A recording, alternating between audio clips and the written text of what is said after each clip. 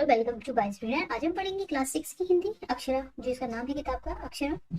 उसमें पहला चैप्टर है चिर महान। उस चैप्टर को हम पूरा पढ़ेंगे, उसके प्रश्न उत्तरों को करेंगे, वर्ड मीनिंग्स को देखेंगे। वीडियो अच्छा लगे तो लाइक कर दो, बाय स्टूडेंट को सब्सक्राइब कर लें। जग जीवन में जो चिर महान सौंदर्यपूर्ण हो सत्य प्राण, मैं उसका प्रेमी बनूं मनाथ, जिसमें मानव हित हो समान, जिससे जीवन में मिले शक्ति, छूटे भय संशय अंधभक्ति, मैं वह प्रकाश बन सकूं नाथ, मिट जावे जिसमें अखिल व्यक्ति। पाकर प्रभु तुमसे अमर दान, करने मानव का परित्राण, ला सकूं विश्व में एक बार फिर से नव जीवन का विहान। ये हमने कविता पढ़ ली। अब हम इसके वर्णन सीख लेते हैं फटाक से। जग जीवन यानी संसार के लोगों के जीवन में, चिर यानी कि दीर्घ काल तक रहने वाला, महान यानी बड़ा, सत्य प्राण जिसका हृदय सत्य से भरा हो, मानव के हित समान जो मानव का हित ऐसी हो, भय यानी कि डर, संशय संदेह, अंधभक्ति बिना सोचे समझे किसी के प्रति निष्ठा का भाव रखना, अखिल संपूर्ण या सारा, मानव मनुष्य, परित्राण यानी पूर्ण रक्षा, नव नया, विहान प्रातःकाल या भोर। ठीक है, हमने वर्ड मीनिंग पढ़ ली। अब हम इसके पद्यांशों का भावार्थ पढ़ लेते हैं क्योंकि ये आपके लिए बहुत इंपॉर्टेंट है। यह पद्यांश, तो हम पहले सबसे पहले इसका संदर्भ लिखेंगे। यह पद्यांश हमारी पाठ्य पुस्तक मंजरी के, यहाँ पे अक्षरा कर लीजिएगा, ये चिर महान नामक पाठ से लिया गया है। इसके रचयिता कविवर सुमित्रानंदन पंत हैं।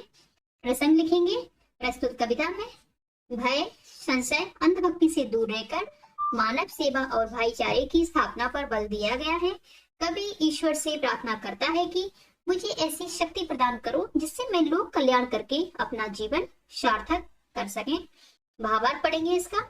कवि ईश्वर से प्रार्थना करते हुए कहता है कि हे प्रभु, मैं उसका प्रेमी बनूं जो समान रूप में मनुष्य मात्र को कल्याण करने वाला हो, संसार रूपी जीवन में जो दीर्घ काल तक रहने वाला हो, श्रेष्ठ सौंदर्य से परिपूर्ण और हृदय में सत्य धारण करने वाला हो।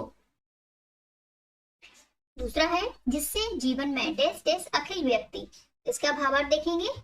हे प्रभु, मैं वह प्रकाश बन सकूं जिससे संपूर्ण प्राणी समाहित हो जाएं, जिससे जीवन में शक्ति प्राप्त हो तथा भय शक संदेह एवं बिना सोच विचार और अंधविश्वास के किसी के प्रति निष्ठा रखने की भावना का निवारण हो सके। तीसरा है पाकर प्रभु डैश डैश विहान।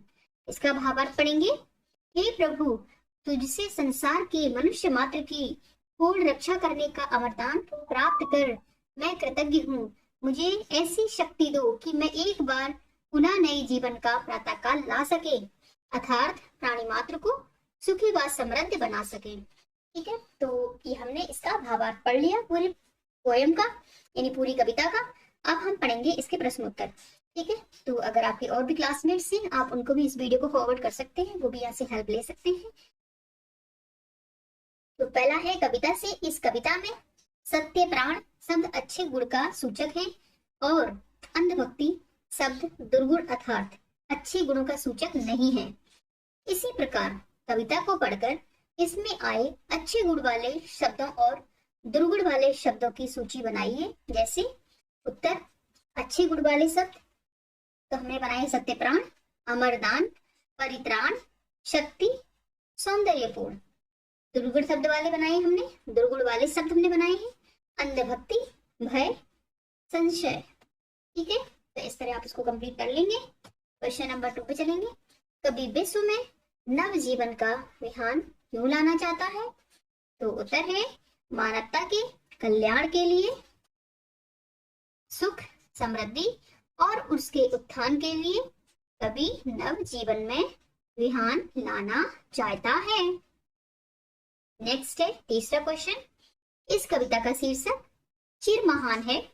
आपको इस कविता का कोई और शीर्षक देना हो तो क्या शीर्षक देना चाहोगे? लिखिए। तो उत्तर लिखेंगे हम हम देंगे इसको शीर्षक नव जीवन का विहान। ठीक है बच्चों, कोई आप और भी शीर्षक दे सकते हैं जो आपको समझ में आ रहा हो। फोर्थ है, इसका का है, निम्नलिखित पंक्तियों का भाव स्पष्ट कीजिए। तो जग जीवन में जो चिर महान सौंदर्यपूर्ण ओ सत्य प्राण, तो इसका भाव पढ़ेंगे, जो संसार रूपी जीवन में दीर्घ काल तक रहने वाला हो, श्रेष्ठ सौंदर्य से परिपूर्ण और हृदय में सत्य धारण करने वाला हो। ठीक है, नेक्स्ट है इसका दूसरा, जिससे जीवन में मिले शक्ति, छूटे भय संशय अंधभक्ति। हे प्रभु मुझे ऐसी शक्ति दो जिससे मेरे अंदर भय, शक, संदेह और बिना सोच विचार के किसी के प्रति निष्ठा रखने की भावना का उदय हो।